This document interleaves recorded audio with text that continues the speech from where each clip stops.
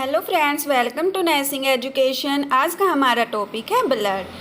Blood क्या होता है? Blood is a fluid connective tissues as it regulate constantly around the body. जो blood होता है वो एक फ्लूइड होता है, कनेक्टिव टिश्यू सर्कुलेट्स करता है constantly around the body, allowing consist communication between tissue distant from each other. और जो ब्लड होता है वो कंटेंट कम्युनिकेशन रखता है टिश्यूज़ के बीच में। सो फ्रेंड्स, हमारी बॉडी में दो फ्लूइड होते हैं, एक होता है ब्लड एंड सेकंड होता है लिम्फ फ्लूइड।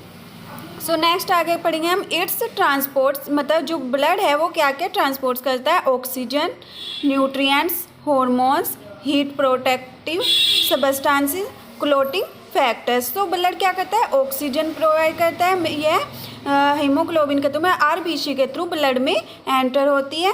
न्यूट्रिएंट्स जो जीआई ट्रैक्ट से जो भी फूड हमारा ऑब्जर्व कर लिया जाता है और फिर उससे जो न्यूट्रिएंट्स मिलते हैं वो ब्लड के थ्रू बॉडी में जाते हैं। हार्मोन्स जो एंडोक्राइन ग्लैंड्स हमारी बॉडी में प्रेजेंट होती है वहाँ से निकलते हैं। हीट प्रोटेक्टिव सब्सटेंस, और हीट प्रोटेक्टिव सब्सटेंस जो हीट है वो भी ब्लड के थ्रू बॉडी में बनी रहती है। सब्सटेंस में वह सब्सटेंस जो बॉडी को इन्फेक्शन से प्रोटेक्ट करते हैं,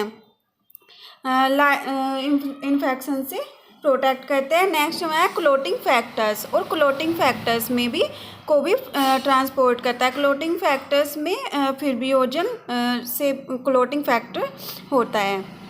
सो नेक्स्ट हम पढ़ेंगे कंपोजिशन ऑफ ब्लड। ब्लड की क्या क्या कंपोजिशंस होती है? ब्लड इज़ कंपोज्ड ऑफ, मतलब जो ब्लड है वो टू कंपोजिशन से मिलकर बना है, plasma and blood cells. Plasma क्या होता है? ये क्लियर स्ट्रो कलर्ड वाटरली फ्लूइड होता है। मतलब जो प्लाज्मा होता है इसका कलर कैसा हो? येलोइश पेल होता है, मतलब थोड़ा येलोइश होता है, और क्लियर फ्लूइड होता है, वाटरी।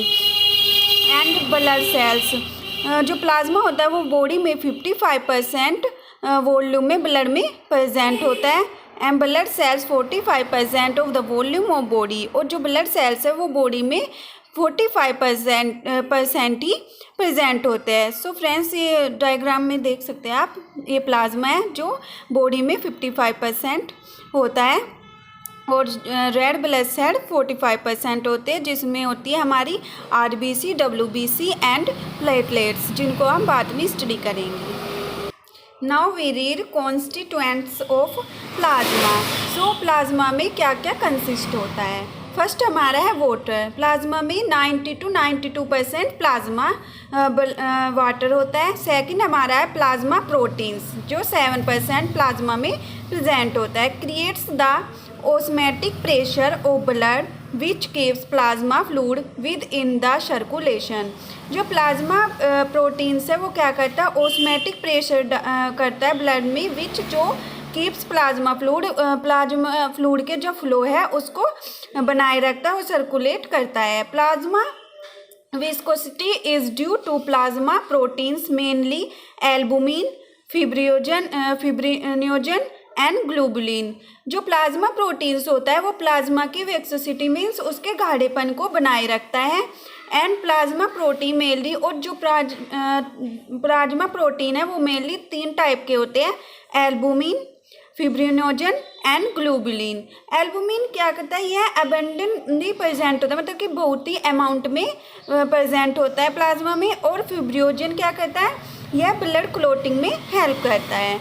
एंड ग्लोबुलिन इम्यूनिटी में हेल्प करता है। सो ये था प्लाज्मा प्रोटीन्स जो 7% प्लाज्मा में प्रेजेंट होता है, और इसके ऑस्मोटिक प्रेशर को बनाए रखता है ब्लड में, और जो प्लाज्मा है उसके फ्लो को सर्कुलेट करता है, प्लाज्मा वैक्स जो उसके गाढ़ेपन को बनाए रखता है, और ये सब काम किसका होता है? प्लाज्मा प्रोटीन्स का।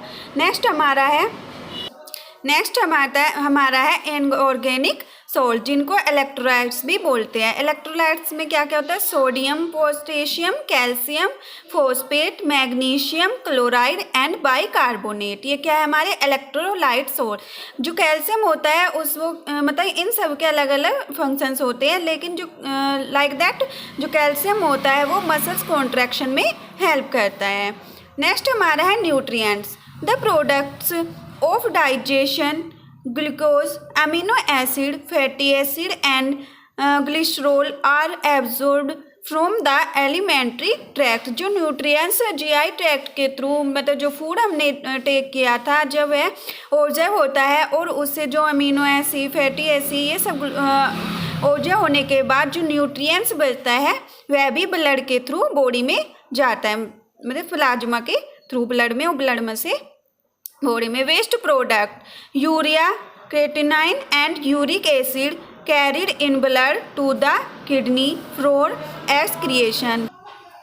जो urea, creatinine and uric acid blood में से कैरी करते हैं टू द किडनी के लिए, फॉर एक्सक्रिएशन के लिए करते हैं। Carbon dioxide is transported to lungs for excretion. और जो कार्बन डाइऑक्साइड है जो लंग्स से ट्रांसपोर्ट होती है एक्सक्रिएशन के लिए। नेक्स्ट हमारा है hormones. Hormones in the blood is transported to their target tissue and organ. जो हॉर्मोन्स होते हैं ब्लड में ट्रांसफ़र होते हैं एंड प्लाज्मा में ट्रांसफ़र होते हैं, फिर प्लाज्मा उनको टारगेट टिश्यूज एंड ऑर्गन्स तक लेके जाता है। सो ये हमारा था constitutions of plasma. Now we read cellular content of blood. में ब्लड सेल्स कितने टाइप की होती है? Red blood cell, white blood and platelet, जिसको ब्लड प्लेटलेट्स भी बोलते हैं। रेड ब्लड सेल्स का अदर नेम है erythrocyte and white blood cell को बोलते हैं ल्यूकोसाइट्स, प्लेटलेट थ्रोम्बोसाइट्स। जो रेड ब्लड सेल्स होती है वो ब्लड में 99% प्रेजेंट होती है, और जो 1% बचता है वो होता है white blood cells and platelets. So अब हम पढ़ेंगे haemopoiesis blood cell formation. So blood cell formation कैसे होता है? Synthesised mainly in red bone marrow from pluripotent stem cells and go through developing stage before entering the blood. जो synthesised mainly in red bone marrow, जो blood cells का formation होता है किसके through होता है? रेड बोन मैरो के through होता है, फ्रॉम प्लूरिपोटेंट स्टेम सेल्स के जो रेड बोन मैरो में प्रेजेंट होती है। प्लूरिपोटेंट स्टेम सेल्स ये क्या होती है? ये मतलब ये सेल्स ऐसी होती है जो किसी भी सेल्स की शेप ले सकती है, और जो प्लूरिपोटेंट स्टेम सेल्स होती है इन्हीं से जो तीनों सेल्स हैं ब्लड की वो बनाती है and go through developing stage before entering the blood. और ये ब्लड में एंटर करने से पहले कई स्टेजेस से गुजरती है, जिनको हम बाद में पढ़ेंगे। सो हमने क्या पढ़ा? हीमोपोइसिस में ब्लड सेल फॉर्मेशन कैसे किसके थ्रू होता है? रेड बोन मैरो के थ्रू। और रेड बोन मैरो में क्या होता है? प्लूरिपोटेंट स्टेम सेल्स होती है। नेक्स्ट हमारा है some lymphocytes additionally are produced in lymphoid tissues. इसमें क्या होता है? जो लिम्फोसाइट्स होती है, वैसे तो रेड ब्लड सेल्स में ही सभी सेल्स बनती है, बट जो लिम्फोसाइट्स होती है वो लिम्फोइड टिश्यूज में बनती है और वहाँ से इसका प्रोडक्शन होता है। नेक्स्ट हमारा है till 20 years of life red marrow occupies the entire bone capacity, later it is replaced by fatty yellow marrow। मतलब जो 20 साल तक होता है वो रेड बोन मैरो होती है, और 20 साल के बाद यह red bone marrow fatty yellow marrow में कन्वर्ट हो जाती है। मीन्स जो रेड मैरो है वो लास्ट में चला जाता है, और जो फैटी येलो मैरो है वो फैट को स्टोर करती है। सो ये था हमारा blood cell formation. Now we read red blood cells erythrocytes biconcave disc होती है, नो न्यूक्लियस, और इसमें कोई भी न्यूक्लियस नहीं होता है। अगर न्यूक्लियस नहीं होगा तो ये डिवाइडेड भी नहीं होती है। इसका डायमीटर होता है वो 7 माइक्रोमीटर होता है। ये फ्लेक्सिबल होती है, so they can squeeze through narrow capillaries. Flexible क्यों होती है?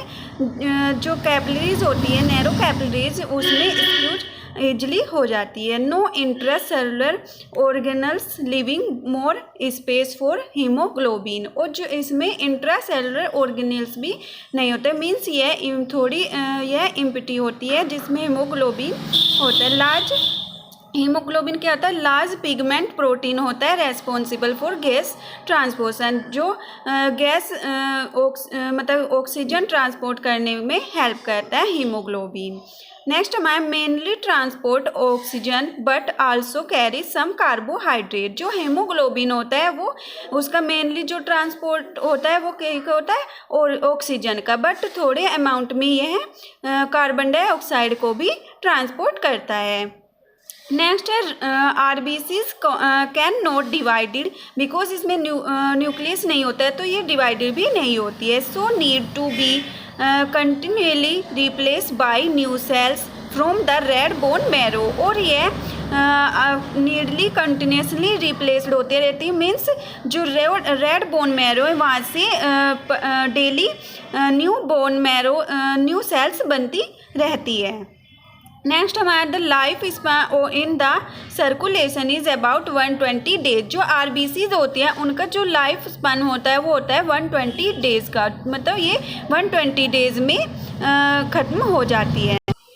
Now haemolysis break down of the red blood cells. Haemolysis के in the spleen, bone marrow and liver. जो हेमोलाइसिस मतलब जो रेड ब्लड सेल्स है उनका जो ब्रेक डाउन होता है वो कहाँ पर होता है, स्प्लीन में, बोन मैरो में एंड लीवर में। बट जो सबसे ज़्यादा जो ब्रेक डाउन होता है रेड ब्लड सेल्स का वो कहाँ होता है, स्प्लीन में। Now we read white blood cell, जिनको ल्यूकोसाइट्स भी बोलते हैं। Largest blood cells, white blood cell जो होती है वो लार्जेस्ट ब्लड सेल होती है, but account for only 1% of the blood volume. So जो रेड ब्लड सेल्स होते हैं वो 99% होती है ब्लड में, बट जो 1% होता है वो वाइट ब्लड सेल्स का होता है और ब्लड प्लेटलेट्स का। नेक्स्ट है important function is defence and immunity. जो वाइट ब्लड सेल्स हैं उनका जो मेन फंक्शन होता है वो होता है डिफेंस एंड इम्यूनिटी का, मीन्स जो ऑर्गेनिक पार्टिकल्स हमारे बॉडी में एंटर कर जाते हैं उन मतलब लाइक इन्फेक्शन जो बॉडी में हो जाता है उससे डिफेंस का काम कौन करता है, वाइट ब्लड सेल्स करते हैं, और यह इसका अधिक काम क्या होता है, और यह इम्यूनिटी को भी बढ़ाता है। दे कंटेन न्यूक्लाई, इसमें न्यूक्लाई होते हैं and some have granules in their cytoplasm, और कुछ में ग्रेन्यूल्स प्रेजेंट होते हैं। ग्रेन्यूल्स जो होते हैं वो 2 टाइप्स के होते हैं, granulocytes and A granulocytes. Granulocytes में क्या होता है, जिसमें ग्रेन्यूल्स प्रेजेंट होता है, और ए ग्रेन्यूलोसाइट्स में जिसमें ग्रेन्यूल्स प्रेजेंट नहीं होते हैं। ग्रेन्यूलोसाइट्स में जो ग्रेन्यूल्स होते हैं ल्यूट्रोफिल, एसिनोफिल एंड बेसोफिल। जो भी ये डेज ऑब्जर्व करते हैं मतलब कि ऑब्जर्व करते हैं जिस भी डिश का कलर, उसी के नाम पर इनका नाम रखा गया है, neutrophil, eosinophil and basophil. Next हमारा है ए ग्रेन्यूलोसाइट, जिसमें ग्रेन्यूल्स नहीं होते हैं, वो है 2 टाइप्स के, मोनोसाइट एंड लिम्फोसाइट्स। अब हम पढ़ेंगे प्लेटलेट्स या ब्लड प्लेटलेट्स भी बोलते हैं, और थ्रोम्बोसाइट्स भी। वेरी स्मॉल डिस्क होती है, 2 to 4 माइक्रोमीटर इन डायमीटर होता है इनका, 2 to 4 माइक्रोमीटर। दे हैव नो न्यूक्लियस, इसमें कोई भी न्यूक्लियस नहीं होता है। Their cytoplasm is packed and caged haemostasis consistent of bleeding, और ये क्या करती है, ये ब्लड क्लोटिंग में हेल्प करती है। मीन्स अगर कहीं भी हाथ पे, पैर पे या कोई भी कट लग जाए तो जो प्लेटलेट्स होती है वो WBC जो होती है वो वहाँ पर प्रेजेंट हो जाती है, और जो ब्लड है उसको हेमोस्टेसाइज मीन्स उसको क्लोट कर देती है। और जो इसका लाइफ स्पैन होता है वो होता है 8 to 11 डेज का। सो फ्रेंड्स, आज हमने पढ़ा ब्लड के functions. So friends, I hope आपको ये वीडियो पसंद आई होगी। So thank you friends for watching my video.